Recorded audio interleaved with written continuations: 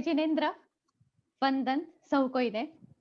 જૈન સાહિત્ય એકેડમી સંચાલિત જૈન સાહિત્યના સર્ટિફિકેટ કોર્સમાં ફરી એકવાર આપ સૌ કોઈનું સ્વાગત છે.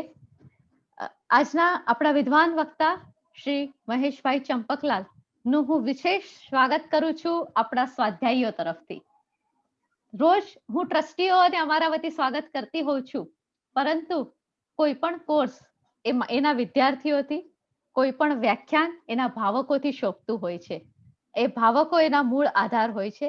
અને અહીં જે સ્વાધ્યાયીઓ છે એ ખરેખર તો જૈનિઝમના જાણકાર છે, પીએચડી ના વિદ્વાનો છે, કેટલાક પીએચડી કરી રહ્યા છે, કેટલાકનું પીએચડી પૂરું થઈ ગયું છે, કેટલાક ડોક્ટર છે, કેટલાક એન્જિનિયર છે. અને એ સહુ કોઈ આ નેજા હેઠળ એટલા માટે જોડાયા છે કારણ કે એ લોકોને જૈન સાહિત્યને જાણવામાં અને માણવામાં રસ છે. તો એવો એક આ વિશેષ કોર્સ છે કે જે આજ સુધી ક્યારે પણ થયો નથી. જૈનિઝમ અને જૈન તત્વ વિશે ઘણી બધી વાત થઈ છે, પરંતુ જૈન સાહિત્ય વિશે આ રીતે વિસ્તારથી વાત કરાતો આ સર્વપ્રથમ કોર્સ છે. અને એવા એક કોર્સ નું શક્ય એટલે બન્યું મહેશભાઈ, કારણ કે જે વડોદરામાં આપ રહો છો એ જ વડોદરામાં એક સીકે મહેતા સાહેબ છે. અને એ સીકે મહેતા સાહેબ આ સમગ્ર કાર્યના અમારા સંચાલક કહો કે જેમને આર્થિક ભાર ઉપાડ્યો છે એવી એક વ્યક્તિ છે. અને એમને કારણે આજે આ કોર્સ 80 વ્યાખ્યાનોનો કોર્સ બની શક્યો છે. દીપક ફર્ટિલાઇઝરના તેઓ ખૂબ જાણીતા સ્થાપક આપ જાણો છો. એ સિવાય એમને ઘણા બધા ઉદ્યોગો સાથે જોડાયા છે.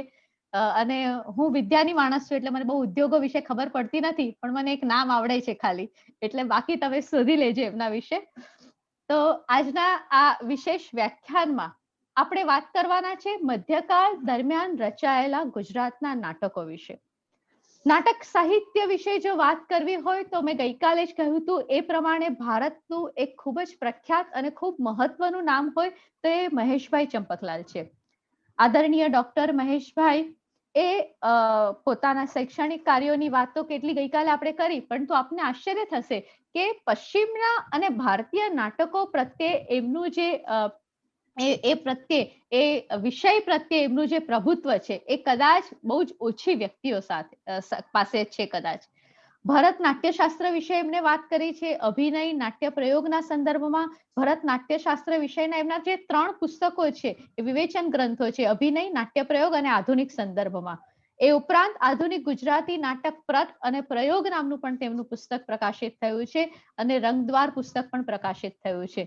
મોહન સ્મૃતિ નામનું એમને ચરિત્ર લખ્યું છે, અને ભવાઈ તત્વ ચર્ચા નામનું એક સંપાદન પણ એમની પાસેથી કર્યું છે.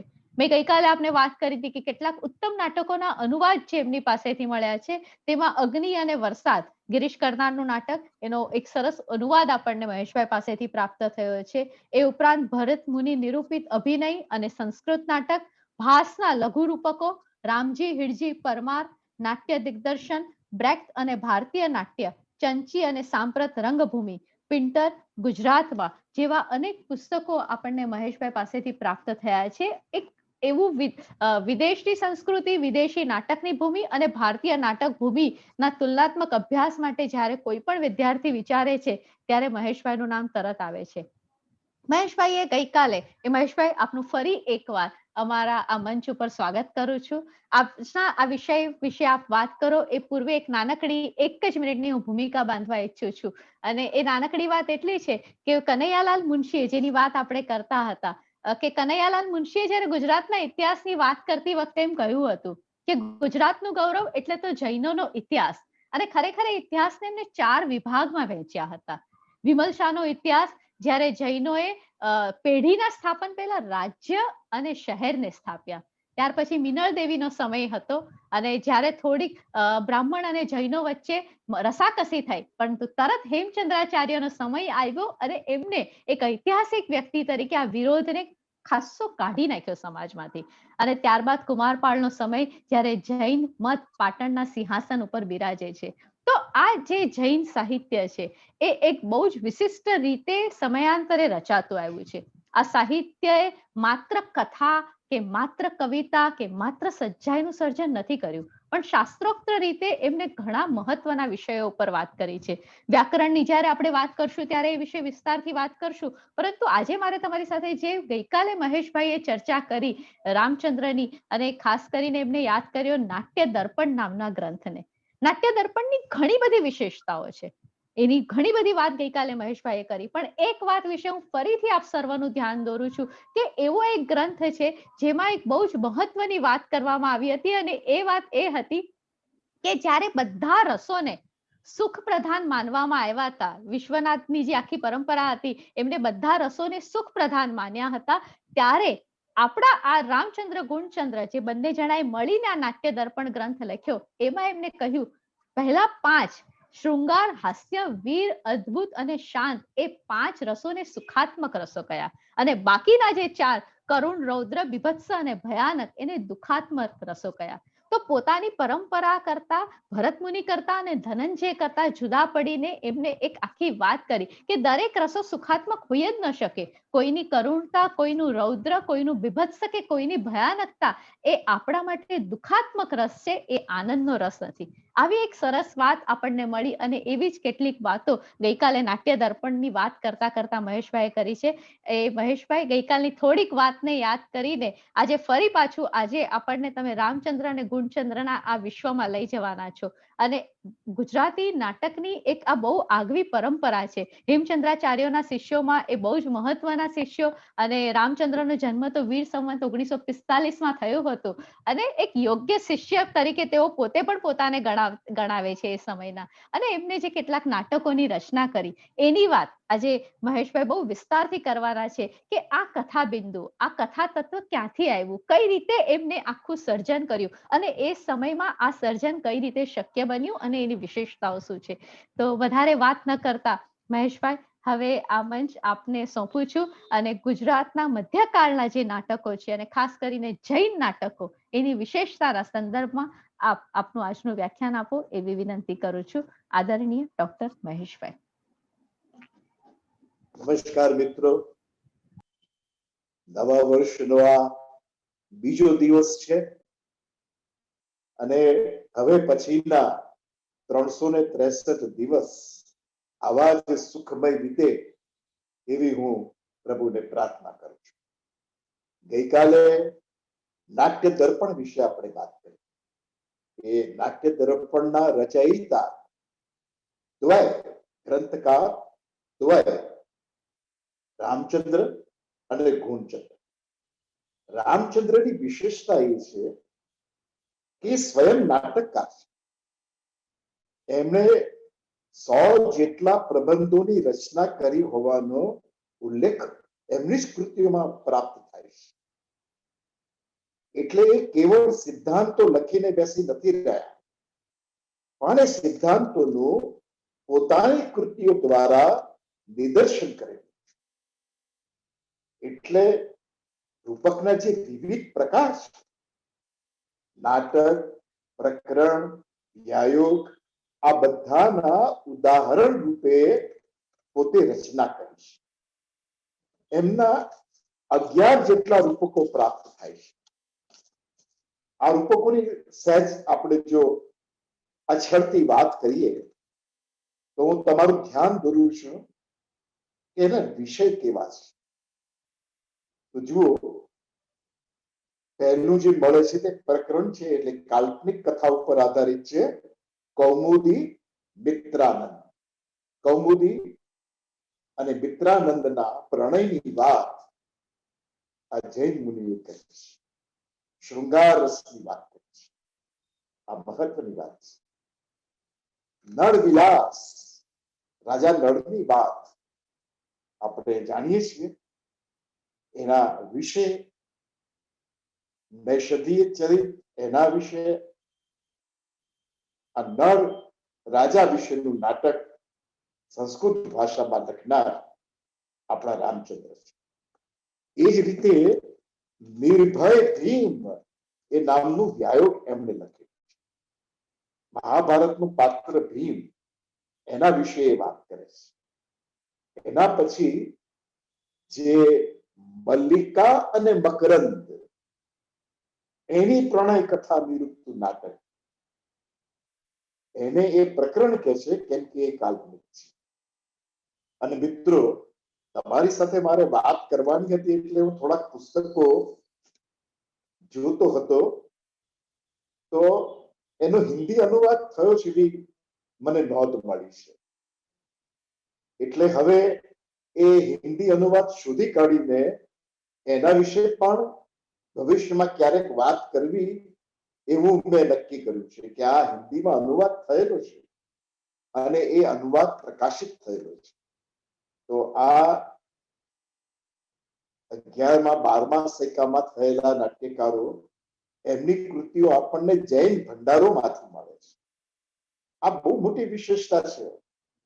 જૈન ધર્મનું જે સબળ પાસું છે, એના ધર્મના સિદ્ધાંતો ખરા, પણ એના ભંડારમાં જેને અપ્રાપ્ય કહી શકાય એટલો ખજાનો પડે છે એની હસ્તપ્રતોમાં. અને બીજું કે સંસારનો ત્યાગ કરીને કેવળ અને કેવળ ધર્મના ઉદ્ધાર અર્થે જ્યારે જૈન મુનિઓ પોતાનું જીવન સમર્પી દે છે ત્યારે કેવા કેવા ચમત્કાર થાય છે અને સંસારીઓને એ કેટલું સુખ પહોંચાડે છે. સંસારથી દૂર રહીને સંસારીઓના લાભાર્થે કામ કરવું, ધર્મની રક્ષા તો કરવી જ, પણ સાથે સાથે સંસારીઓનું જીવન સુખમય કેવી રીતે બને એની પણ ચિંતા કરવી. એટલે હજુ પણ આ ખજાનામાંથી આપણને અત્યારે અપ્રાપ્ય હોય એવા ભવિષ્યમાં ઘણા બધા નાટકો પ્રાપ્ત થશે જ એવી મને શ્રદ્ધા છે.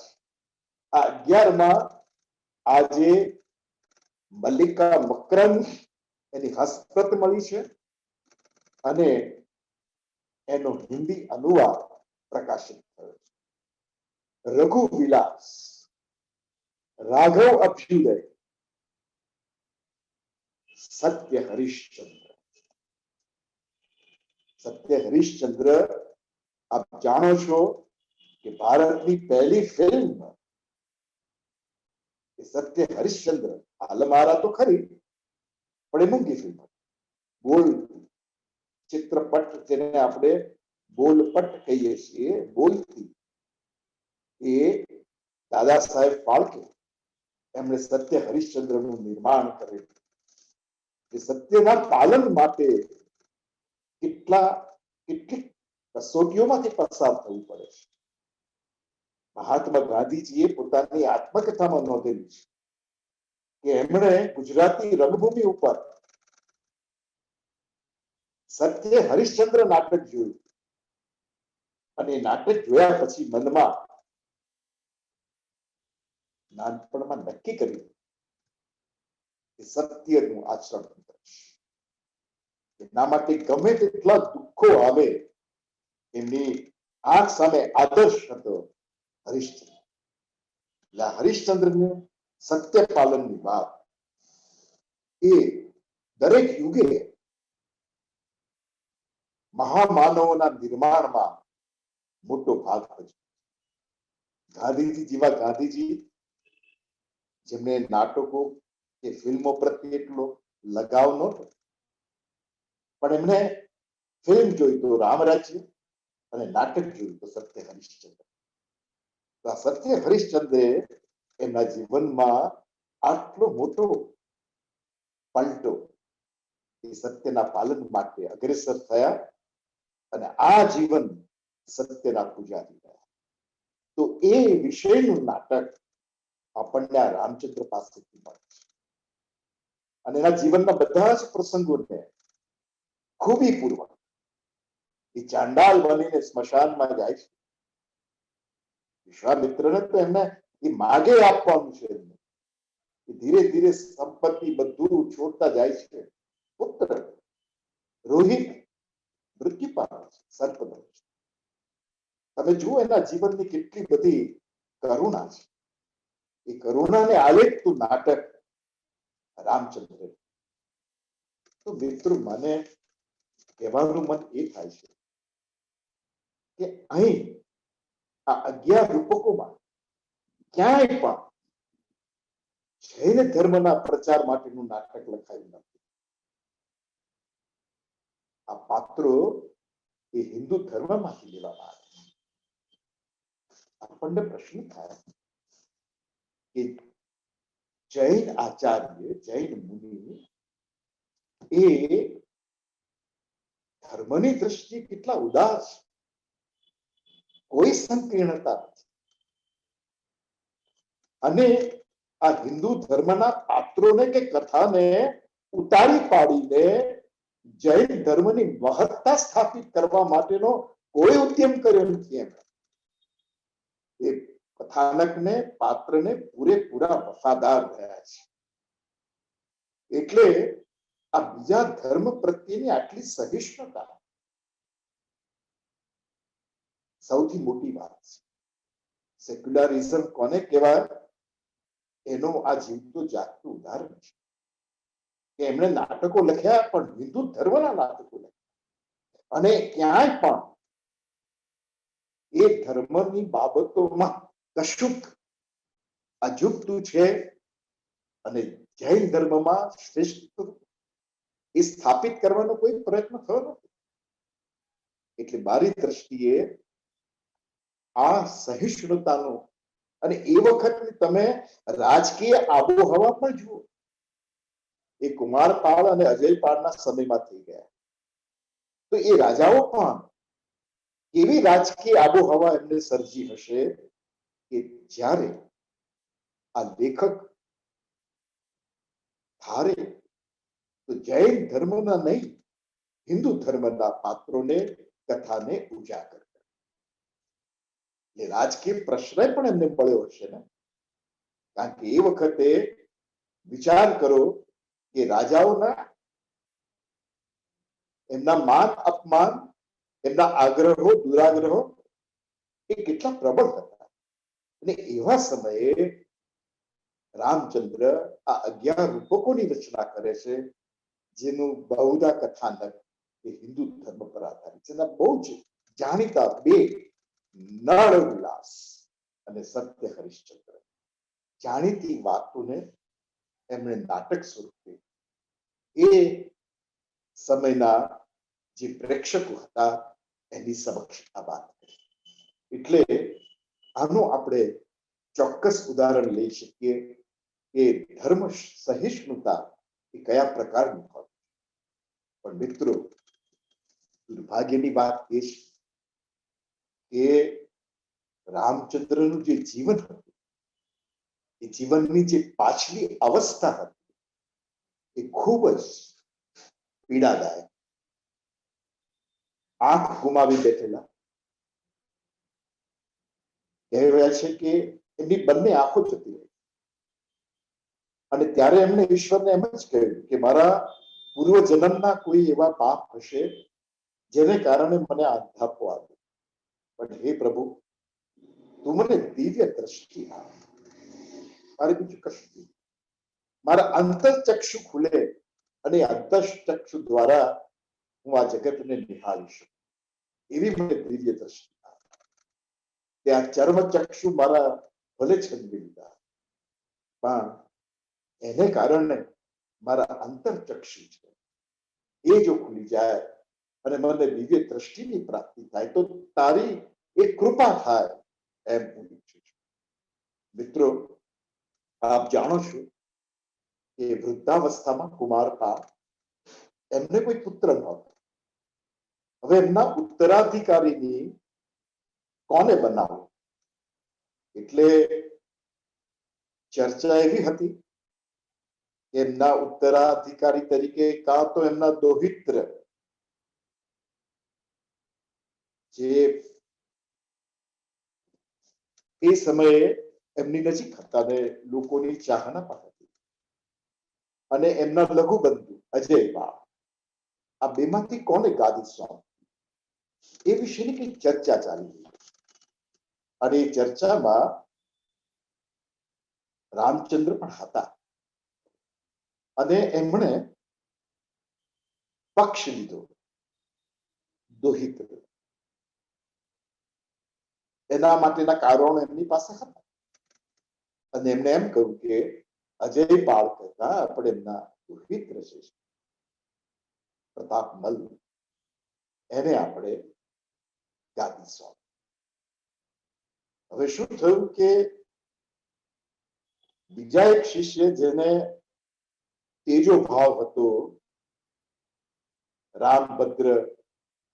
રામચંદ્ર માટે, એને જઈને અજય પાળને કહી દીધું કે રામચંદ્ર તમારો વિરોધ કરે છે, તમને ગાદી ન મળવી જોઈએ. હવે થયું એવું કે એ વખતની પરિસ્થિતિ જ એવી બની કે અજય પાળને જ ગાદી સોંપવી પડી. અને અજય પાળ જેવા ગાદી ઉપર બિરાજ્યા એ સાથે જ રામચંદ્રે એમનો ભૂતકાળમાં વિરોધ કરેલો અને હેમચંદ્રાચાર્ય પણ એમનો વિરોધ કરેલો એ વાત એમને બરાબર મનમાં બેસી ગઈ. એટલે તેમણે રામચંદ્ર તાંબુ તપેલું હોય એના ઉપર એ શૈયા ઉપર બિરાજમાન કરીને એમનો જીવ લીધો એવું કહેવાય છે. એટલે પાછલું જીવન રામચંદ્રનું બહુ જ કરુણ હતું. એ રાજકીય ખટપટનો ભોગ બન્યા. એ રીતે હેમચંદ્રાચાર્ય પણ રાજકીય ખટપટનો ભોગ બન્યા. પણ પોતાના જીવન દરમિયાન સાહિત્યની આવી પ્રબળ સેવા આ રામચંદ્ર કરી. એટલે 11 જેટલા રૂપકો એમના આપણને મળે છે. બીજા જે મહત્વના નાટ્યકાર છે એ મહત્વના નાટ્યકારોમાં આપણે જોઈએ મધ્યકાળમાં તો એક યશસ્ચંદ્ર છે. એમનું પણ જુદી જ કથા વસ્તુ ધરાવતું નાટક છે અને એ છે મુદ્રિત કુમુદચંદ્ર. હવે આ યશચંદ્ર ના આ નાટકમાં શ્વેતાંબર મુનિ દેવસુ અને દિગંબર મુનિ કુમુદચંદ્ર આ બંને વચ્ચે શાસ્ત્રાર્થ થાય છે, શાસ્ત્રની ચર્ચા થાય છે. એ સમયમાં એવું હતું કે મોટા મોટા મુનિઓ હોય એ આપસમાં ધર્મ વિશે ચર્ચા કરે. હવે આ તો તમે જુઓ કે બે પંથો છે, એક છે શ્વેતાંબર અને દિગંબર. શ્વેતાંબર મુનિ અને દિગંબર મુનિ વચ્ચે આ એક પ્રકારની શાસ્ત્રીય ચર્ચા છે, એનું નિરૂપણ કરતું આ નાટક છે. અને એમાં આપણા કુમુદચંદ્ર છે એનો પરાજય થાય છે. એટલે એ મુદ્રિત થયા આ એવું કથાનક લઈને આવેલું આ નાટક છે. એટલે ધર્મ જે ચર્ચા છે શ્વેતાંબર અને દિગંબર એ બંને ધર્મના કયા પાસા છે એની એક શાસ્ત્રીય ચર્ચા આપણને આ નાટકમાં મળે છે. એટલે કુમુદચંદ્રનો પરાજય થવાને કારણે, મુદ્રિત થવાને કારણે આ યશચંદ્રનું આ જે નાટક છે એનું શીર્ષક છે મુદ્રિત કુમુદચંદ્ર. હવે આ એક પ્રકારનું કાલ્પનિક કથાનક છે. ખરેખર તો આ બે જે પંથ છે એની વાત કરવા માટે આ પાત્રો ઉભા કરવામાં આવેલા છે. આ ઐતિહાસિક પાત્રો, આ કાલ્પનિક પાત્ર છે. એટલે આપણે ગઈકાલે જોયું હતું કે જેનું કથાનક કાલ્પનિક હોય, જેના પાત્રો કાલ્પનિક હોય એને નાટક ન કહેતા આપણે પ્રકરણ કહેવું જોઈએ. તો આ પ્રકરણ છે. એના રચયિતા છે તે યશચંદ્ર છે. એક યશપાલ કરીને છે, એમને રચના કરી છે એ મોહરાજ પરાજય. એમાં જુદા જુદા વ્યસનો માણસને કેવા પાયમાલ કરી મૂકે છે એની વાત છે. અને આ જે બધા વ્યસનો છે ને એ જીવન પાત્ર રૂપે રંગમંચ પર આવે છે. એટલે જેને આપણે અમૂર્ત કહીએ, એબ્સ્ટ્રેક્ટ કહીએ, એ પ્રકારના પાત્રોને રંગમંચ ઉપર સજીવન કરવા એ પ્રબોધ ચંદ્રોદય નામનું એક પ્રકારનું રૂપક હતું કે જેમાં બધા આપણી મનની જે વૃત્તિઓ હોય ને એ બધી વૃત્તિઓ પાત્ર બનીને રંગમંચ પર આવે. હ્યુમનાઇઝેશન, એને માનવ સજીવન પાત્ર રૂપે રજૂ કરવામાં આવે. તો એ પરંપરામાં આ વિવિધ પ્રકારના વ્યસન માણસને કેવી રીતે પાયમાલ કરી મૂકે છે એ બતાવવા માટે એમણે મદ્યપાન કરે અને એને કારણે રાજાઓના રાજ્ય પણ કેવા હાથમાંથી જતા રહે એક માત્ર મદ્યપાનને કારણે એ બહુ જ સુરેખ રીતે એમાં નિરૂપવામાં આવેલું છે. ચાવડાઓનો નાશ મદ્યપાનને કારણે થયેલો એ એમાં એમને બહુ સટીક રીતે બતાવ્યું છે. વારાંગનાઓની પાછળ પણ માણસો પાયમાલ થઈ જતા હોય છે. તો એ સમયમાં સમાજમાં કયા દૂષણો હતા, કયા પ્રકારના વ્યસનો હતા, એનું એક દસ્તાવેજી નિરૂપણ આપણને આ પ્રકરણમાં આ રૂપકમાં આપણને પ્રાપ્ત થાય છે.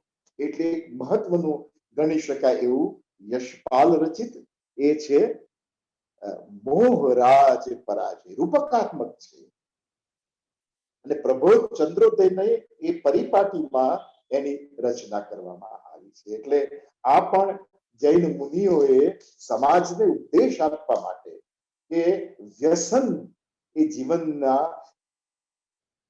સુખાકારી માટે કેટલું બાધક નીવડે છે વ્યસન, અને વ્યસનમાંથી કેવી રીતે મુક્તિ, એનો સીધો ઉપદેશ નથી. વ્યસનો માણસના જીવનને ખેદાન બેદાન કેવી રીતે કરી નાખે છે એનું ચિત્ર બતાવ્યું. હવે તમારા ઉપર તમારે એ વ્યસનનો ત્યાગ કરવો કે ન ત્યાગ, કારણ કે નાટક છે એ હંમેશા ઉપદેશ આપે છે પણ અંગુલી નિર્દેશ કરે છે કે આવું છે.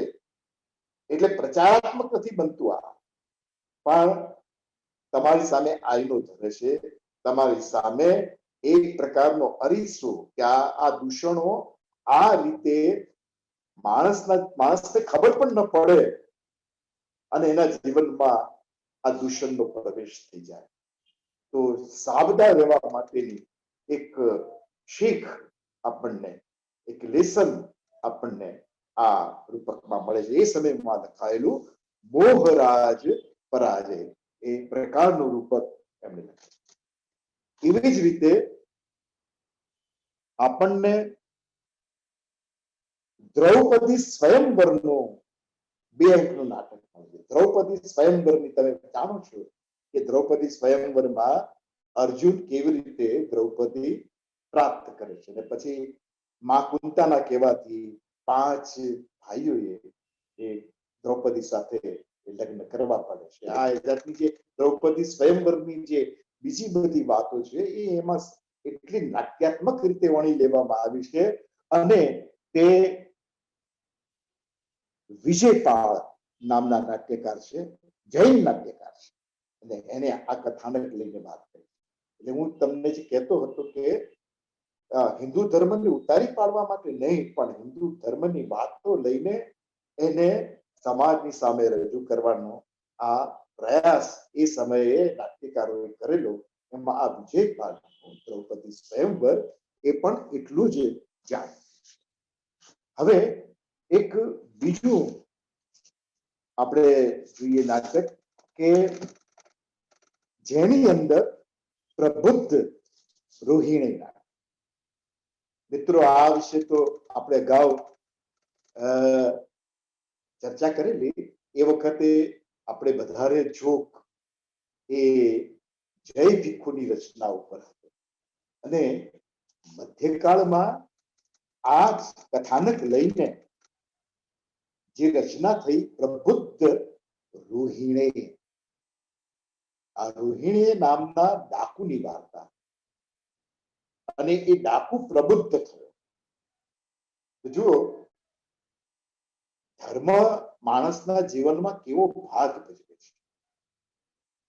આ જે ડાકુ છે એના પિતાએ એમ કહ્યું કે તું જ્યારે ચોરી કરવા માટે જાય ત્યારે ભૂલે ચૂકે પણ જ્યાં ધર્મની ચર્ચા થતી હોય, બહાર સ્વામીની વાણી જ્યાં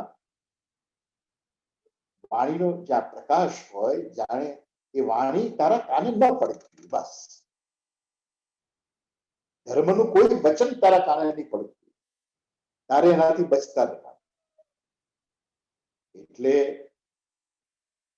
બાપે મરતી વખતે એની પાસેથી આ વચન મેળવ્યું અને હંમેશા તકેદારી રાખતો, ચોરી કરે, લૂંટફાટ કરે, પાછો ફરે કરે, ત્યારે ક્યાંય પણ મહાવીર સ્વામીની વાણી કોઈ ઉપદેશ અપાતો હોય તો પોતાના કાને ન પડે એની બહુ સાવધાની રાખતો.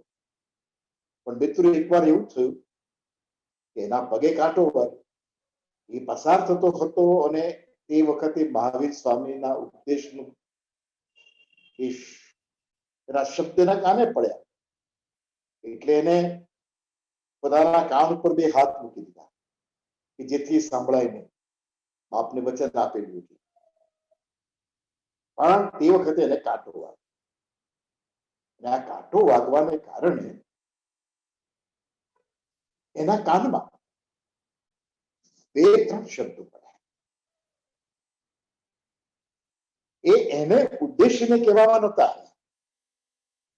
એ વખતે મહાવીર સ્વામીના ઉપદેશમાં કેટલાક વાક્યો એ વખતે એના કાનમાં પડ્યા અને એમ કહ્યું કે દેવો જો ફૂલમાળા પહેરે તો એ ક્યારે કરમાતી. એટલે ઉપદેશ કોઈ સંદર્ભમાં અપાતો હશે અને એમાં આ વાક્ય આવી ગયું કે દેવોની ઓળખ શું? દેવોની ઓળખ એ કે એમને જો ફૂલમાળા પહેરી હોય તો એ ક્યારેય કરમાય નહીં. એમની આંખો મટકું મારતી નથી, અપલક, નિષ્પલક જેને આપણે કહીએ. એક ટસે આપણે કોઈને જોઈ રહીએ તો આપણે કહીએ ને કે નિષ્પલક, મટકું પણ માર્યા વિના આખી રાત એ જાગતા રહ્યા પણ મટકું માર્યું નહીં, એટલે પોપચા ઢળ્યા નહીં. તો આ દેવોનું લક્ષણ છે કે ક્યારેય મટકું ન મારે, એની આંખો સ્થિર જ રહે. આ બીજું લક્ષણ. ત્રીજું કે એમના શરીરે ધૂળ કે પરસેવો હોતો જ નથી. અને ચોથું કે એમનો પડછાયો હતો. આમ આ ચારેક વાક્યના કાને પડ્યા. હવે આ કયા સંદર્ભમાં ઉપદેશ અપાતો હશે એને ખબર જ નથી, પણ આ ચાર મહત્વના વાક્ય એના કાને પડ્યા અને એને સાંભળ્યા અને પછી એને મનમાંથી કાઢી નાખ્યા કે જવા દો, હવે આ સાંભળ્યું તે સાંભળ્યું. હવે ત્યાંના મહામંત્રી અભયકુમારે એવું પ્રણ લીધેલું કે આ રોહિણીની ધરપકડ હું કરીશ. એટલે રોહિણીને પકડવામાં આવ્યો. એકવાર તો કહે છે કે મને કાં પકડો, હું કે રોહિણી નથી, હું તો શાલિગ્રામનો દુર્ગચંદ નામનો એક ખેડૂત છું. એટલે રાજા તપાસ કરાવે છે. તપાસ કરાવે તો ખબર પડે છે કે ખરેખર એ ખેડૂત છે. એટલો બધો બાહોશ, રૂપ પરિવર્તનમાં બાહોશ એટલો બધો કે રાજાને એ હાથ તાળી આપી જતો, પકડાતો નથી. એટલે હવે એને પકડવો કેવી રીતે? એટલે એને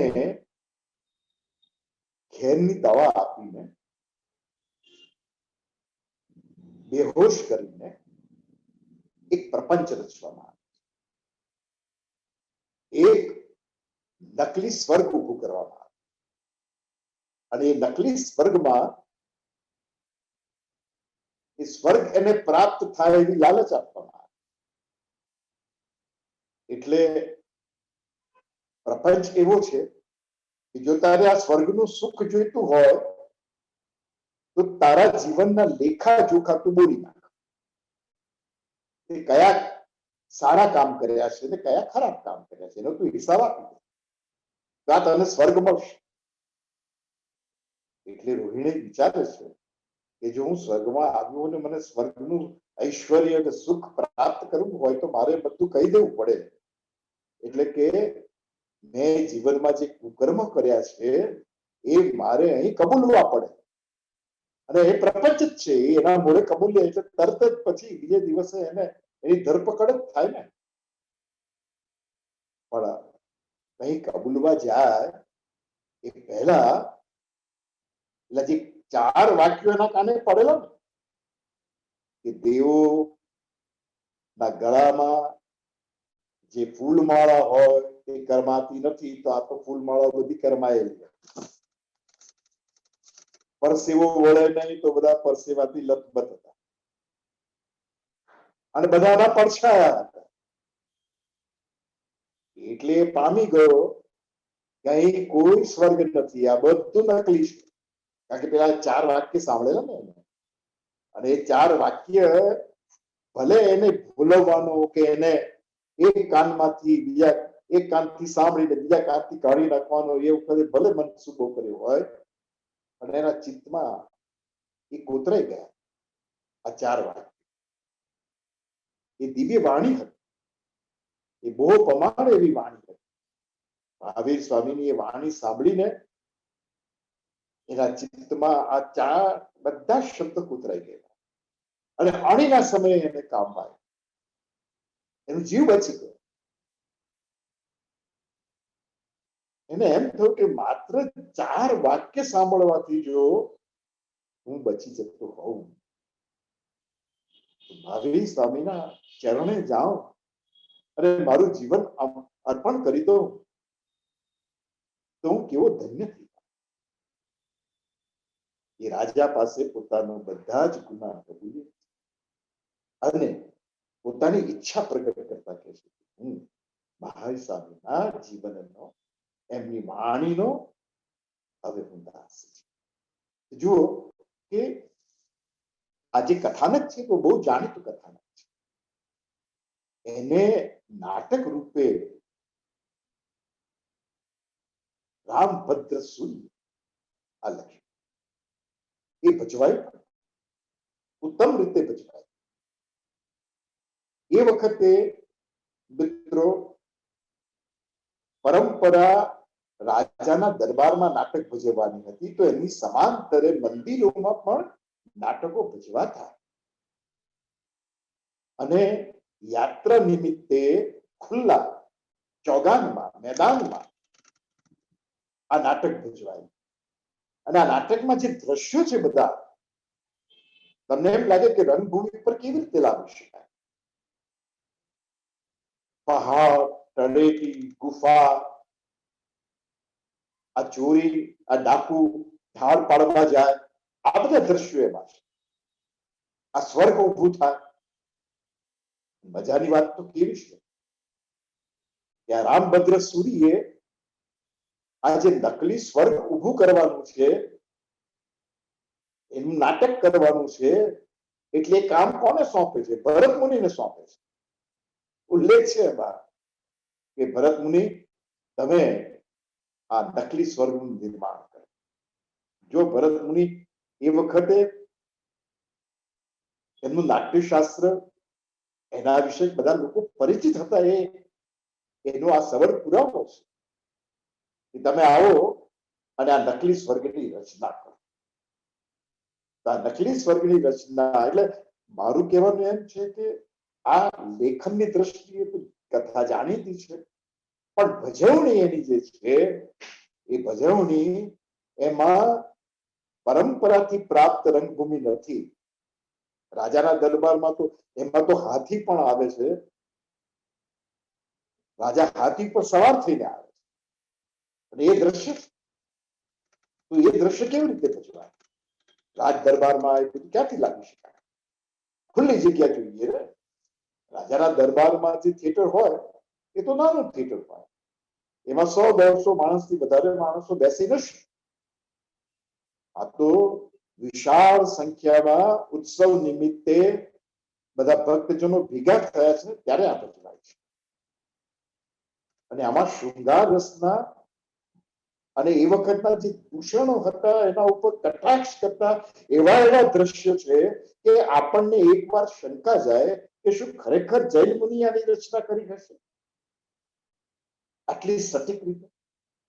જે સંસારથી દૂર છે એ આ સંસારના રહસ્યોને એ ઊંડા રીતે કેવી રીતે બતાવી શક્યા હશે. આપણને આ પ્રશ્ન થાય કે જે લોકો સંસાર સુખને તુચ્છ ગણે છે એ જ આ સંસાર સુખને આટલી અસરકારક રીતે કેવી રીતે નિરૂપી શકે છે. આ કલમનો મંચનનો આવો જાદુ મધ્યકાળમાં આપણને ગુજરાતમાં આ બધા ભજવાયા એનો આખો ઇતિહાસ પ્રાપ્ત થાય છે. મુગલોના સમયમાં મુસલમાનોના સમયમાં નાટકની કળાને એટલો બધો પ્રશ્રય નથી મળ્યો કારણ કે પર્સોનિફિકેશન એટલે કે રંગમંચ ઉપર પાત્ર બનીને આવવું એ ધર્મમાં નિષેધ છે. એટલે સંગીતની કળા જે અમૂર્ત કહેવાય સ્વર અને સ્થાપત્ય કળા એનો જેટલો વિકાસ થયો એટલો નાટકનો વિકાસ નથી થયો. એવા સમયે આ જૈન મુનિઓએ આ નાટકની રચના કરી. એટલું જ નહીં એની ભજવણીના બધા જ એટલે માત્ર જૈન વિષય વાળા નહીં જૈનેતર એ વિષયની ભજવણી માટેના બધા જ જેને કહી શકાય એવા ઉપક્રમ આ જૈન મુનિઓએ કર્યા. એ મને લાગે છે કે ગુજરાતી નાટ્ય સાહિત્યનું એક ઉજ્જવળ પાસું છે. આ ઉજ્જવળ પાસું આપણે યાદ રાખવું જોઈએ કે નાટ્ય કળા એ નિંદનીય નથી. નાટ્ય કળાનો આવો મહિમા આપણને મધ્યકાળમાં પ્રાપ્ત થાય છે. એક બીજું મુસલમાનોના આક્રમણ સમયનું ઐતિહાસિક અમીર બદ મર્દન એ નામનું ઐતિહાસિક રૂપક આપણને પ્રાપ્ત થાય છે. ઇતિહાસ એ વખતનો એ ઇતિહાસની રચના જ્યારે આ કરે છે ત્યારે આપણને થાય કે કેવળ ને કેવળ કાલ્પનિક કથાઓ નહીં પણ એકમાત્ર એ સમયનું કહી શકાય કે આપણને એ પ્રકારના ઇતિહાસના આલેખન વાળા નાટકો બહુ ઓછા પ્રાપ્ત થાય છે. આમ પણ સંસ્કૃત નાટ્ય સાહિત્યમાં ઇતિહાસ એની કથા લઈને ખેડાયેલા નાટકો પ્રમાણમાં ઓછા પ્રાપ્ત થાય છે. એ વખતે જેને પોલિટિકલ પ્લે કે રાજકીય રંગવાળું નાટક કે એવું નાટક એ આપણને જયસિંહ સુરી પાસેથી પ્રાપ્ત થાય છે. એમણે એની રચના કરી છે અને એમાં ઐતિહાસિક કથા છે મુસલમાનોના ગુજરાત ઉપર જે આક્રમણ થયું એ આક્રમણને કેવી રીતે ખાળવામાં આવ્યું એનો આખો વૃતાંત એ નાટકમાં આપણને પ્રાપ્ત થાય છે. એની વાત આપણને એક પુસ્તક મેં શોધી કાઢ્યું 1934 લખાય. એની અંદર વસ્તુપાળનું વિદ્યા મંડળ આ લેખ જુઓ. વસ્તુપાળ એનું જે વર્તુળ હતું ને એ વિદ્યાભ્યાસ સાહિત્યકારોનું બને. વસ્તુપાળનું નામ તો તમે જાણો છો કે એક પરાક્રમી જે રાજાઓ થઈ ગયા એની અંદર આ વસ્તુપાળને કઈ રીતે જોવામાં આવે છે કઈ રીતે બોલાવવામાં આવે છે તો એની અંદર આ નાટક વિશેની મને ચર્ચા પ્રાપ્ત થઈ. બહુ જૂનું પુસ્તક છે. 1934 નું પુસ્તક મને મળી આવ્યું. જયસિંહ સુરી એમનું નામ છે અને એ વીર સુરીના શિષ્ય અને મુનિ ભરૂચના મુનિવ્રત સ્વામી મુનિ સુવ્રત સ્વામી એ ચૈત્ય જે છે એના અધિષ્ઠા હતા એવો ઉલ્લેખ છે. અને ગુજરાત ઉપર દક્ષિણથી ચડી આવેલા યાદવ રાજા સિંહ અને ઉત્તરેથી ચડી આવેલા મુસલમાન સુલતાન એને વીર ધવલ અને વસ્તુપાળે એક સાથે ભેગા થઈને કેવો પરાજય આપ્યો અને મુસલમાનના આક્રમણને કેવું ખાળ્યું એનું વર્ણન છે. એટલે આ પ્રકારના ઇતિહાસના કથાનકને લઈને લખાયેલા નાટકો જ્યાં આટલા બધા ઉત્સાહ પ્રાપ્ત થાય છે એમાં આ જયસિંહ સૂરી અને મિત્રો મેં યુપીએસસી ની પરીક્ષાઓમાં આનો પ્રશ્ન જોયેલો છે. હું ઇન્ટરનેટ ઉપર સર્ચ કરતો હતો કે આ જયસિંહ સૂરીનું જે હમીર મદ મર્દન છે એની ક્યાંય ઉલ્લેખ મળે છે. તો મારા આશ્ચર્ય વચ્ચે એક પ્રશ્ન પત્ર જેવું હતું જેમાં જેને આપણે વૈકલ્પિક ABCD આપે એવી રીતે હમીર મદ મર્દનના રચયિતા કોણ છે અને પછી 4 નામો આપ્યા છે અને 4 નામોમાં આ જયસિંહ સૂરી છે. કહેવાનો મતલબ એ કે આ પ્રકારના જ્ઞાનની અપેક્ષા જે ભવિષ્યમાં આઈપીએસ થવાના છે એ બધાની પાસેથી આ પ્રકારના જ્ઞાનની અપેક્ષા રાખવામાં આવે છે. તમે વિચાર કરો, આઈએસ અધિકારીઓ પાસે આ જ્ઞાન હોવું જોઈએ. તો જયસિંહ સૂરીનું નામ કેવું હશે ને હમીર મદ મર્દનની એ નાટકની કેટલી બધી જેને કહી શકાય એનું મૂલ્ય કેટલું હશે એવો પ્રશ્ન પૂછવામાં આવ્યો છે. અને પછી સર્ચ કરતા મને આ શ્રી ભોગીલાલ સાંડેસરાનું પુસ્તક છે આ પ્રાચ્ય વિદ્યા મંદિરમાંથી અને એ પ્રાચ્ય વિદ્યાના એ વિદ્વાન હતા અને એમનું આ પુસ્તક છે તે વસ્તુપાળનું વિદ્યા મંડળ અને વિદ્યાલય. તો એની અંદરથી મને બધી નાટકોની જાણકારી પ્રાપ્ત અને ત્યારે મને ખબર પડી કે આ વસ્તુપાળના વિદ્યા મંડળમાં એક થી ચડ્યા હતા એવા નાટ્યકાર. તો આ નાટ્યકારમાં આ જયસિંહ સૂરીનું એના 5 અંકનું આ નાટક છે અને એની એટલી વિસ્તૃત ચર્ચા કરવામાં આવે છે. પહેલા અંકમાં, બીજા અંકમાં, ત્રીજા અંકમાં શું બને છે એનો આપણને સંક્ષિપ્તમાં ખ્યાલ આપવામાં આવ્યો છે. એટલે કે ઇતિહાસમાં પણ આને સ્થાન આપવામાં આવ્યું છે આ ઐતિહાસિક કથા વસ્તુ ધરાવતું હોવાને કારણે. અને મુસલમાનોના આક્રમણને ખાળવામાં આ વસ્તુપાળનો એવો મોટો ફાળો હતો એનો આ દસ્તાવેજ છે. કેવળ નાટક નથી આ દસ્તાવેજ છે. કારણ કે આ પ્રકારની વસ્તુ ગોઠવણી કરીને એ બતાવવાનો ઉદ્યમ કર્યો કે તે વખતે મુસલમાનો સામે જો કોઈએ લડત આપી આ વસ્તુપાળ એટલે એ કથાનકને કારણે અને જે રીતની એની રચના કરવામાં આવી છે એને કારણે આપણને લાગે કે આ પ્રકારના કથાનકને પણ જૈન મુનિઓએ પોતાના નાટ્ય સાહિત્યમાં સ્થાન આપેલું છે. એમનું જે વસંત વિલાસ એ મહાકાવ્ય છે. એ મહાકાવ્યનો રચનાકાર આ ઐતિહાસિક નાટક પણ લખે છે એ ખુદીની વાત છે. એક બીજા જે નાટકકાર છે એની પણ આપણે વાત કરીએ અને આ પુસ્તકમાં નાટક કરતા બીજા સાહિત્યના પ્રકારો વિશે વધારે વાત છે. અલગ ઝડપ આપણને નાટકોની વાત મળે છે પણ આ તમારે વાંચવું જ જોઈએ કે વસ્તુપાળના સમયમાં સોમેશ્વર છે કે એ પ્રકારના જે મોટા મોટા કવિઓ થઈ ગયેલા એની વિગતે આપણને નોંધ આમાં મળે છે. તો એક બીજું આપણે જૈન ધર્મની વાત કરતું એક નાટકની આપણે વાત કરી લઈએ અને બાલચંદ્ર લખેલું કરુણા વજ્રયુદ્ધ. એમાં આજે શત્રુંજય પર્વત છે એમાં વૃષભનાથજીના મંદિરના ચોગાનમાં આ નાટક ભજવાયેલું એવો ઉલ્લેખ છે. એમાં વજ્રયુદ્ધ નામનો એક રાજા છે અને એક કબૂતરનો જીવ બચાવવા માટે એ પોતાનો જીવ આપી દે છે પણ કબૂતરના જીવને બચાવવા માટે. અને અહિંસાનો ધ્વજ એ ઊંચો રહે એ માટેના બધા પ્રયત્ન.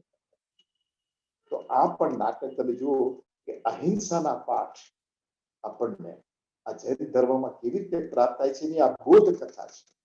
અને દેવો એની કસોટી લેવા માંગતા હોય છે. એક બાજ પક્ષી છે, એક પારે હોય છે, અને એના દ્રશ્ય દ્વારા આ રાજાની કરુણા કે એક કબૂતર એનો જીવ બચાવવા માટે પોતાના જીવની આહુતિ આપે. તો એ કથાનકને નિરૂપતું આ નાટક છે કરુણા વજ્ર.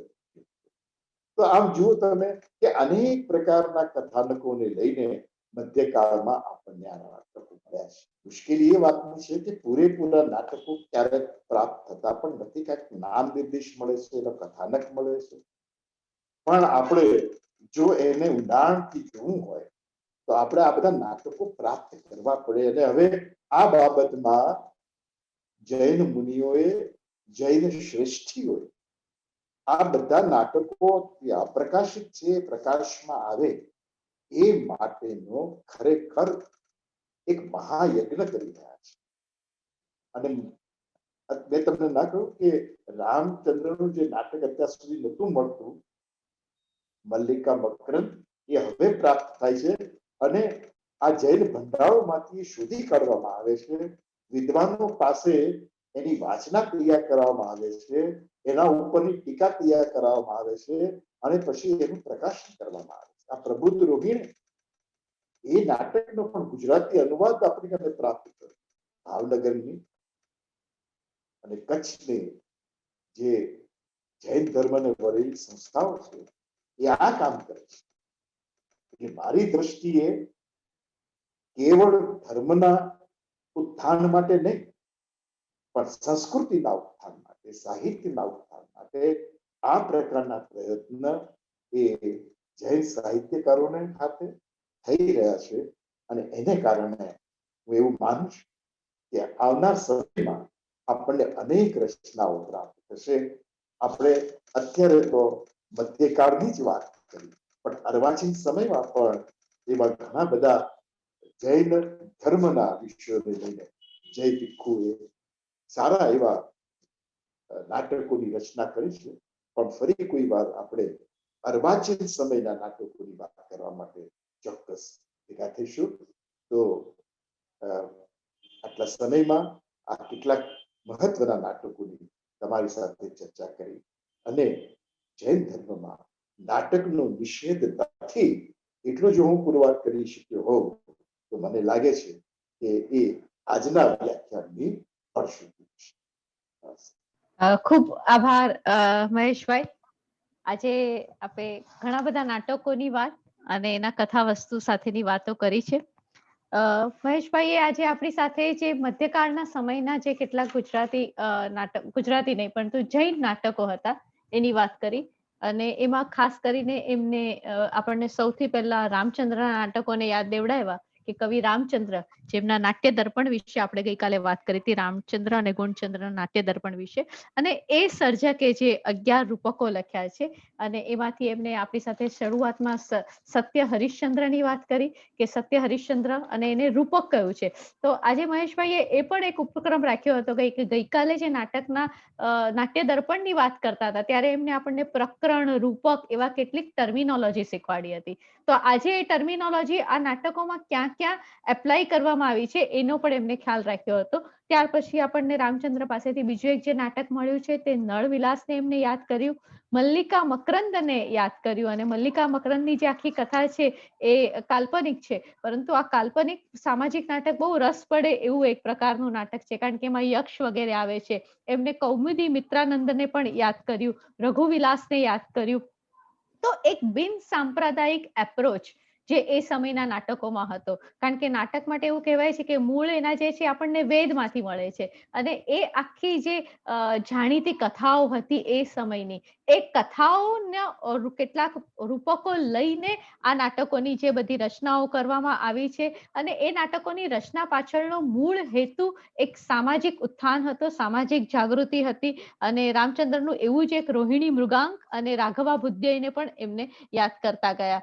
રામચંદ્રના કેટલાક આ નાટકોને યાદ કરવા ઉપરાંત એમને પ્રબુદ્ધ રોહિણીની વાત કરી. મહેશભાઈ જ્યારે પ્રબુદ્ધ રોહિણીની વાત કરે છે ત્યારે તો પૂરેપૂરા એમાં ખોવાઈ જતા હોય છે. અને આજે ખબરથી એમને પોતાની જાતને ઘણી બધી કંટ્રોલમાં રાખી અને એ કંટ્રોલમાં રાખીને એમને બહુ જ ટૂંકાણમાં આખી વાત કરી. બાકી ગયા વખતે પ્રાથમિકા કોર્સમાં 1.5 કલાક સુધી સતત મહેશભાઈએ એક પાત્રોને જીવંત કરીને આખું પરફોર્મન્સ જ કહી શકાય એ પ્રકારની આખી વાત કરી હતી. પરંતુ એમને મને ખાસ પૂછ્યું હતું કે બેન બધા રિપીટ થાય છે તો આપણે બહુ જ ટૂંકાણમાં વાત કરશું. તો એમને બહુ જાણીતું આપણું એ સમયનું અને ખાસ કરીને જૈન ધર્મના કથાનકને લઈને જે નાટકની વાત થઈ છે એમાં એક પ્રબુદ્ધ રોહિણીની વાત થાય છે. અને આ નાટક 2 સમયમાં ચાલતું આવ્યું છે. જે મધ્યકાળમાં લખાયું ત્યાર પછી ગુજરાતીમાં જય ભિક્ષુ સુધી એ પહોંચ્યું છે અને આવનારા સમયમાં કોઈ ત્રીજી વ્યક્તિ પણ લખશે. તો એક કથા બીજ સમયાંતરે કઈ રીતે વિકસતું જતું હોય છે, કઈ રીતે સર્જક જુદી જુદી રીતે લખતો હોય છે એની વાત કરી. એમને દ્રૌપદી સ્વયંવરને પણ યાદ કર્યું, બહુ જ જાણીતું આખું કથાનક છે એની વાત કરી. બીજા એક બહુ મહત્વના નાટકને યાદ કર્યું જેને રૂપક નાટક આપણે કહીએ છીએ, મોહરાજ પરાજયને એમને યાદ કર્યું આજ. અને મોહરાજ પરાજય જે છે ખરેખર તો મોહ ઉપર અજ્ઞાનનો જે વિજય છે, અજયપાળના રાજ્યકાળમાં આ આખું નાટક બન્યું હતું. અને એમને યાદ કરીને કહ્યું કે મોહ એના ઉપર કઈ રીતે આપણે વિજય મેળવતા જઈએ છીએ. અને એની આખી વાત ખાસ કરીને આ નાટકમાં એક બીજી વસ્તુ પણ આવે છે કે હેમચંદ્રાચાર્યનો સમય છે અને એ સમયમાં જે ચૌલુક્ય રાજા હતા એમને હેમચંદ્રના ઉપદેશથી કઈ રીતે જૈન ધર્મ સ્વીકાર્યો હતો એની વાત પણ આ નાટકમાં આવી જતી હોય છે. તો એની વાત એમને કરી. મુદ્રિત કુમુદચંદ્ર એ બહુ જ રસ પડે એવું નાટક છે. મહેશભાઈએ ખાસ એને યાદ કર્યું અને બહુ જ રસ પડે એવું યશસ્ચંદ્ર નામના સર્જક દ્વારા લખાયેલું આ નાટક છે. 5 અંક છે, ખૂબ જ લઘુ કથા વસ્તુ છે. પરંતુ આ નાટકમાં જે મૂળ વાત હતી એમાં દિગંબર અને શ્વેતાંબરની આખી જે પરંપરા છે અને આ નાટકમાં મને અંગત રીતે એટલા માટે મહેશભાઈ રસ પડે છે કારણ કે તમે શબ્દ ટાળ્યો પણ હું એ શબ્દ બોલીશ. સ્ત્રી મુક્તિ સિદ્ધિ અંગેની ચર્ચા કરવામાં આવી છે. હું જાણતી હતી કે તમે વાત નહીં કરો, પણ સ્ત્રી મુક્તિ નો આખો જે વાદ છે કે સ્ત્રીને મુક્તિ ન મળી શકે તો એની વાત એ સમયમાં રજૂ કરવામાં આવી હતી. અને 11મી 12મી સદીમાં જે ખંડન મંડન થયું હતું અને એ વાતને મુદ્રિત કુમુદચંદ્રમાં યશસ્ચંદ્ર નામના સર્જકે બહુ સરસ રીતે લખ્યું છે. અને એમાં છેલ્લે રાજા જે જયસિંહ છે એ આખી નિર્ણાયકની ભૂમિકા ભજવે છે. તો એ આપણને રસ પડે કે કેવી રીતે રાજા એ આખી વાતમાં વચ્ચે આવે છે. ધર્માબુદ્ધયને પણ એમને ખાસ કરીને યાદ કરીને વાત કરી કે ધર્માબુદ્ધયમ એકાંકી નાટક છે અને એમાં પણ રાજશ્રીના જીવનની કેટલીક વાતો આવે છે. એ ઉપરાંત બીજા કેટલાક નાટકોને યાદ કરતા કરતા એમને ખાસ ધ્યાન દોર્યું આપણું એક ઐતિહાસિક નાટક પ્રત્યે અને તે નાટક છે હમીર મદ મર્દન. હમીર મદ મર્દન નાટક આપણા ઐતિહાસિક નાટકોમાં અત્યંત મહત્વનું નાટક છે. અને એમને કહ્યું કે આ નાટકમાં વસ્તુપાલના પુત્ર જયવંતસિંહની વિનંતીથી ખંભાતમાં યાત્રા મહોત્સવમાં એ ભજવવામાં આવ્યું હતું. એટલે આખું ઘટના સ્થળ છે ખંભાતની આજુબાજુનું છે અને ઐતિહાસિક નાટકોની દ્રષ્ટિએ એ નાટકનું આગવું મહત્વ છે. એક બીજા નાટકને છેલ્લે એમને યાદ કર્યું હતું તે હતું કરુણા વ્રજા યુદ્ધ. કરુણા વ્રજા યુદ્ધ પણ એ સમયમાં વસ્તુપાલની વિનંતીથી જ શેત્રુંજય તીર્થ ઉપર ઋષભદેવ ભગવાનનો જ્યારે ઉત્સવ થતો હતો અને ત્યારે કરવામાં આવ્યું હતું, ઉજવવામાં આવ્યું હતું, ભજવવામાં. આ જે કરુણા વ્રજા યુદ્ધ નાટક છે એ એક ખાસ ધ્યાન દોરવાનું તમને મન થશે મને કે વ્રજા યુદ્ધ ચક્રવર્તી હતો એ શાંતિનાથ ભગવાનનો પૂર્વભવ અને એ પૂર્વભવની વાત પણ અહીંયા આવી ગઈ છે. અને ખાસ કરીને જે મહેશભાઈએ વાત કરી કે જે બાજ પક્ષી અને એનો જીવ બચાવવા માટે રાજા અને મંત્રી વચ્ચે જે વાદ વિવાદ થાય છે અને રાજા પોતાનું માંસ આપવા તૈયાર થાય છે તો એ આખી કથા ઘટક આમાં છે. આ નાટકના કરતા બાલચંદ્ર સુરીને પણ મહેશભાઈએ યાદ કર્યા. તો એક ખાસ કરીને મહેશભાઈએ એ રીતની પસંદગી કરી હતી કે પૌરાણિક કથા વસ્તુ, સામાજિક કથા વસ્તુ, રૂપકો, ઐતિહાસિક કથા વસ્તુ અને એની 3 કે 4 ભૂમિકાએ થોડીક વાત કરતા જાય અને એક પછી એક નાટ્યકારોનો પરિચય આપતા જાય. એમના મનમાં બહુ એક સ્પષ્ટ બાબત હતી કે જૈન નાટ્યકારો એ સમયના હતા. એ નાટ્યકારોમાં એક બિન સાંપ્રદાયિક દ્રષ્ટિકોણ બહુ અદ્ભુત હતો કે ક્યારે એમને જૈન કથાનકોને લઈને જે નાટકો વાત કર્યા છે, પ્રબુદ્ધ રોહિણીય કે પછી હમણાં જેમની આપણે વાત કરી કરુણા વ્રજા યુદ્ધ, એની વાત જુદી છે, પરંતુ જે હિન્દુ કથાનકોને લઈને વાત કરી એમાં પણ એ લોકોએ ક્યાંય પણ ધર્મ પ્રત્યે કોઈ પણ ધર્મ ઉતરતો છે એવો એક પણ જગ્યાએ અભિગમ દાખવ્યો નથી. અને એ આપણા સર્જકોની, આપણા જૈન મુનિઓનો આખો જે બિન સાંપ્રદાયિક દ્રષ્ટિકોણ છે, માનવીય અને સામાજિક દ્રષ્ટિકોણ છે, એ આપણને જોવા મળે છે. અને એ રીતે આપણો આખો મધ્યકાળનો યુગ જે નાટકથી અને રૂપકોથી કઈ રીતે હર્યો ભર્યો હતો એનો આખી વાત મહેશભાઈએ કરી. મૂળભૂત રીતે ગઈકાલે જે મેં અમારા સમાપન વખતે વાત કરી હતી કે આપણા સૌના મનમાં એક છે કે નાટકો ખરેખર ભજવાવા જોઈએ કે નહીં અને નાટકો જોવા જઈએ કે નહીં. આ જે કેટલાક પ્રશ્નો છે એ પ્રશ્નોના અંતે જો આપણે નાટકો પ્રત્યે થોડાક વધારે ઉદાર બની શકશું તો મહેશભાઈએ આ જે પણ મહેનત કરી છે એ મહેનત ખરા અર્થમાં સાકાર થશે એવું એમને લાગે છે. અને એક ઐતિહાસિક વાત આપણે સૌ જાણીએ છીએ કે રાયપસની સૂક્તના દ્વિતીય ભાગમાં સૂર્યાપદેવ અધિકારમાં ઉલ્લેખ પણ આવે છે કે મહાવીર સ્વામી પાસે 32 પ્રકારના નાટકો ભજવવાની જ્યારે વાત આવે છે અને ત્યારે વાજિંત્રો અને સંગીત અને નૃત્ય અને અભિનય, મૂક અભિનય કરીને આખી વાત ભજવવામાં આવે છે.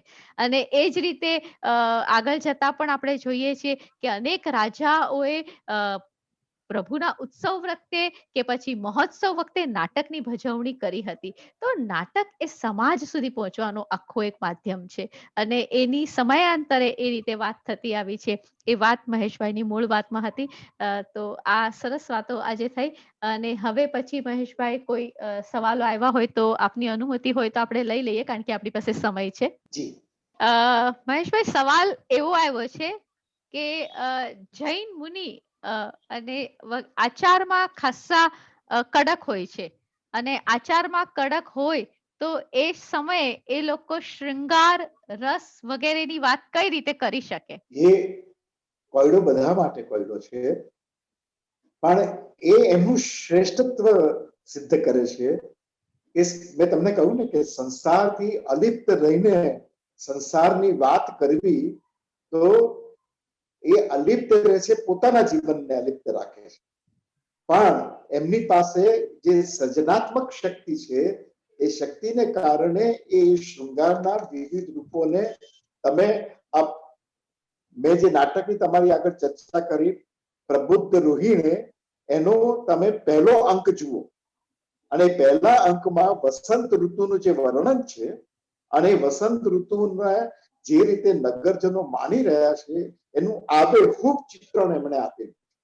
હવે સંસારના સુખોથી વિમુખ થઈ ગયેલા પણ જૈન મુનિઓ પોતાની કલ્પના શક્તિ દ્વારા, પોતાની અવલોકન શક્તિ દ્વારા એનું જે નિરૂપણ કરે છે એ નિરૂપણમાં ક્યાંય પણ સંસારના ભાવો પ્રત્યેનો તિરસ્કાર દેખાતો નથી, એનો સ્વીકાર છે અને એનો એક પ્રકારનો જય જયકાર છે. તો આ જે કહેવાય એક પ્રકારની આપણને પેરેડોક્સ કહેવાય. આ પેરેડોક્સની વાત કરું છું કે સર્જન અને જે પ્રમાણે ઉમાશંકર જોશીએ કહ્યું છે કે શૈલી અને શીલની જે ચર્ચા કરી છે એની અંદર જીવનના અંગત પોતાના અંગત અનુભવો અને એનું એક રચનામાં રસાયણ થઈને કેવી રીતે આવે એટલે એવું જરૂરી છે કે માણસે એનો સ્વયં અનુભવ કરેલો હોવો જોઈએ. એ ઉમાશંકર એની બહુ વિશદ ચર્ચા કરેલી છે અને મને લાગે છે કે આ પ્રકારે આ જે મુનિઓએ જે સંસારથી દૂર રહ્યા છે પણ સંસારના ચિત્રો આટલા સુંદર રીતે આલેખી શક્યા છે એ એમની સર્જનાત્મકતા બતાવે છે એટલું હું કહી શકું. આપણે જ્યારે વ્યાખ્યાનનો આરંભ કરી રહ્યા હતા ત્યારે એક ભાઈએ સવાલ પૂછ્યો હતો કે ધનંજય અને ભરત મુનિએ પણ કોઈ નાટકો રચ્યા હતા ખરા? જી ના, ના, એ સ્વયં નાટ્યકાર નહોતા એટલે નાટ્ય દર્પણકાર એ દ્રષ્ટિએ મુઠ્ઠી ઉચેરા છે. કેવળ શાસ્ત્રની રચના નથી કરતા, સ્વયં નાટક એ બહુ જ અનુનયપૂર્વક વિનયપૂર્વક કહે છે કે હું જે કાંઈ લખું છું એ પાછળ શાસ્ત્ર છે અને શાસ્ત્રમાં જે કંઈ સચ્ચાઈ છે એ મારા લેખનને કારણે છે. એટલે મારું જે લેખન છે એમાં શાસ્ત્ર છે અને શાસ્ત્ર છે એમાં મારા લેખને મને મદદ કરેલી છે. તો આ પ્રકારની રચના હોવાને કારણે એ સ્વાનુભવ છે, એને કારણે ભરત મુનિ અને ધનંજય કરતા જુદા હોય છે. ભરત મુનિ એ સ્વયં નાટકનું પ્રદર્શન કરનારા, નાટક ભજવનારા હતા અને એમણે પોતાના 100 પુત્રો દ્વારા નાટકનો પ્રયોગ કર્યો. જ્યારે રામચંદ્ર એ લેખક હતા અને સ્વયં રચનાકાર હતા, એમને નાટકો 11 જેટલા રૂપકો લખ્યા એ મળે છે, પણ ભરત મુનિએ કોઈ રૂપક લખ્યું હોય કે ધનંજયે રચના કરી હોય એ આપણી પાસે પ્રાપ્ત નથી, કારણ કે ધનંજય મૂળે શાસ્ત્રકાર હતા અને ભરત પ્રયોગતા હતા. પ્રયોગ ધર્મિતા એમાં દેખાય છે આપણને. પણ એમણે આ બંને જણા મહાનુભાવોએ નાટકો લખ્યા નથી. અને હજી એક સવાલ એવો પણ છે કે મધ્યકાળ પછીનો જે સમય છે આપણો અર્વાચીન કાળનો સમય 18મી 19મી, એ સમયમાં નાટકો રચાયા ખરા પછી કોઈ કે મધ્યકાળ?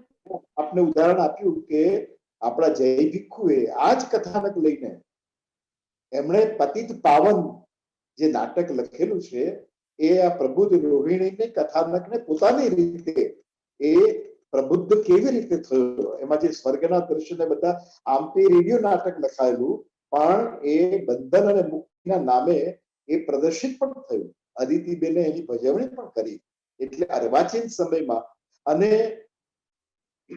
જૈન યુગ જે મેગેઝિન આવે છે એમાં અનેક રચનાકારોએ નાટક લખ્યા છે એવું મને હમણાં જ આ વિષય પર મારે બોલવાનું હતું એટલે હું માહિતી એકત્રિત કરતો હતો તો જૈન યુગના જૂના અંકોમાં નાટકો છપાયેલા મળે છે.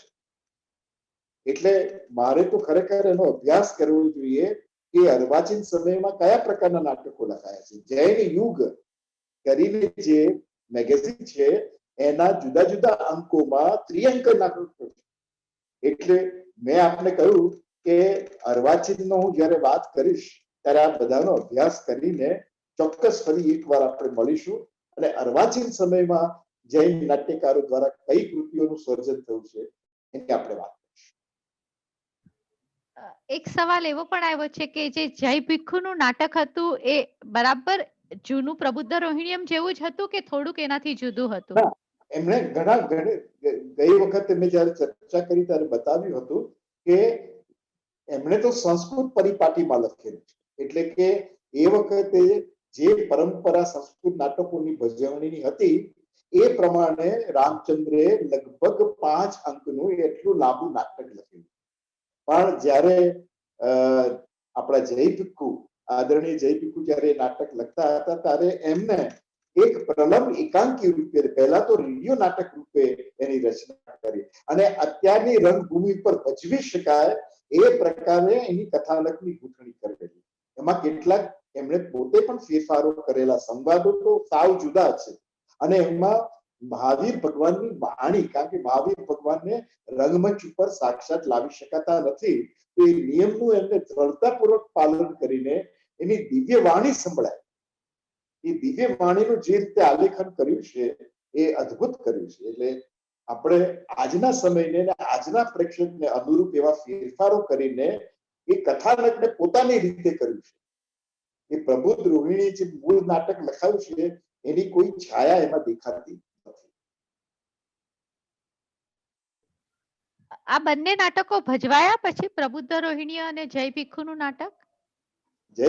પ્રબુદ્ધ રોહિણી ભજવાયું એ ગોવર્ધન પંચાલ સાહેબે એ નાટકને આજના સમયમાં ભરત મુનિના નાટ્ય મંડપમાં એમને પ્રદર્શિત કરેલું અને પ્રબુદ્ધ રોહિણીએ એના ઘણા બધા શો વડોદરા, અમદાવાદ, મુંબઈમાં થયેલા છે, આજના સમયમાં ભજવાયેલું છે.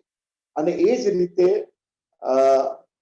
જય ભિક્ષુજીની જે રચના છે પતિત પાવન રેડિયો નાટકને બંધન અને મુક્તિ એ નામે અદિતિબેન દેસાઈએ એની રજૂઆત કરી અને હમણાં જ વિશ્વકોશના પ્લેટફોર્મ પર એ હમણાં જ એની જય પીકુ સાહેબના મને લાગે છે કે એની પુણ્યતિથિ નિમિત્તે એને મૂકવામાં આવેલું હમણાં થોડાક સમય પહેલા.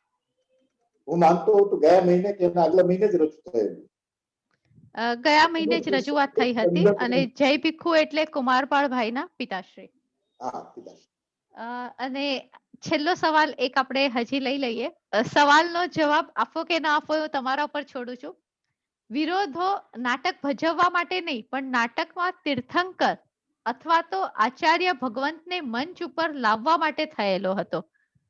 તો એ યોગ્ય વિરોધ કહેવાય કે નહીં? જે દિવ્ય પાત્ર હોય છે એની દિવ્યતા અકબંધ રાખવા માટે માત્ર જૈન ધર્મમાં નહીં, હું તમને કહું કે ઈસુ ખ્રિસ્તના જીવન ઉપર આધારિત ફિલ્મો હોય કે નાટક હોય તો તેમાં પણ ઈસુ ખ્રિસ્તને સાક્ષાત લાવવામાં આવતા નથી, પણ એની સૂચન કરવામાં આવે છે. તો માત્ર હાથ દ્વારા એક દિવ્ય તમારા મસ્તક ઉપર મૂકવામાં આવેલો હાથ એટલે પૂરી છાયા, એટલે એમની દિવ્યતાને અકબંધ રાખવી. અને હું માનું છું કે દિવ્યતાને અકબંધ રાખવી અને એ માટે જો આ ઉદ્યમ કરવામાં આવે તો એમાં કશું ખોટું, કારણ કે માનુષી પાત્રો નથી, માનુષી કરતા ઉર્ધ્વગામી છે.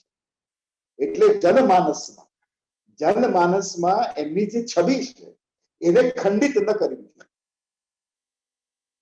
એ અક્ષુણ્ણ રાખવી જોઈએ. એટલે હું જો નાટકનું નિર્માણ કરું તો એમાં પણ ધર્મમાં જો આ પ્રકારનો આદેશ હોય તો એનું રક્ષણ કરવું એ મને લાગે છે કે જનસાધારણની લાગણીઓને ધ્યાનમાં રાખીને એને ઠેસ ન પહોંચે એ રીતે જ રજૂઆત કરી. નાટ્યશાસ્ત્ર એ આજના સમયમાં ખાસ કરીને વેબ સિરીઝ અને ટેલિફિલ્મના સમયમાં નાટ્યશાસ્ત્ર એ કેટલું રેલેવન્ટ છે? ઘણું જ રેલેવન્ટ છે. હું એક જ ઉદાહરણ આપું કે એને જે સાત્વિક અભિનયની વાત કરી છે ને એમાં એક શબ્દનો પ્રયોગ કર્યો છે કે નાટકમાં જે અભિનેતા છે એ અભિનેતાએ કુશળતા શામાં પ્રાપ્ત કરવી જોઈએ? આંખ, કારણ કે આંખ એ પ્રવેશ દ્વાર છે.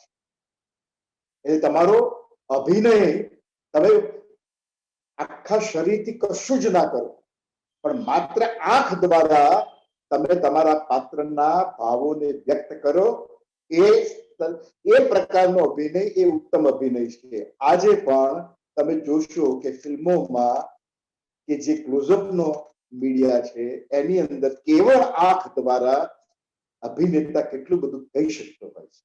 એટલે ભરત મુનિએ એના સમયમાં બધા જ ઉપકરણોમાં સર્વશ્રેષ્ઠ એ મુખજ અભિનય અને મુખજમાં પણ નેત્ર અભિનય અને આંખોથી અભિનય કેવી રીતે થઈ શકે?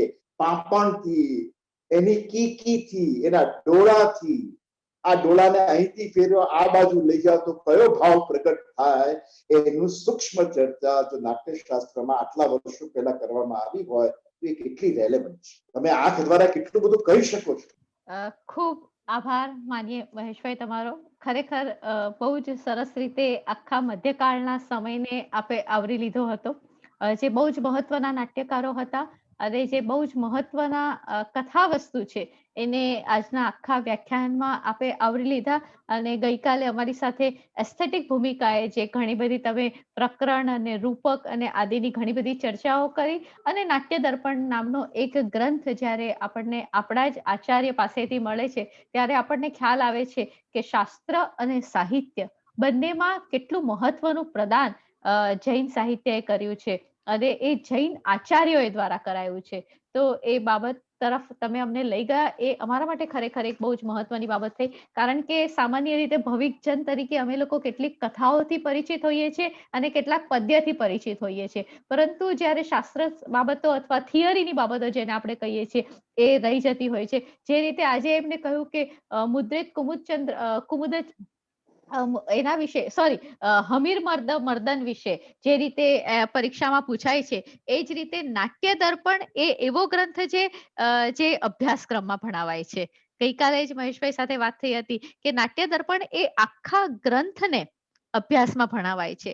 તો એટલો મહત્વનો ગ્રંથ છે કે આજે અપેક્ષા રાખવામાં આવે છે કે લોકો એનાથી પરિચિત હોય, અને એ પરિચિતતા એ જૈન આચાર્ય દ્વારા લખાય છે એટલા માટે નથી, એ ગ્રંથનું તત્વ એટલું મહત્વનું છે એટલા માટે એનું મહત્વ છે. અને એ મહત્વને જ્યારે આપણે સમજશું ત્યારે આ સાહિત્યનું ગૌરવ આપણા મનમાં વધારે અંકિત થશે, વધારે મુદ્રિત થશે અને આવનારા સમય સુધી એ ટકી રહેશે.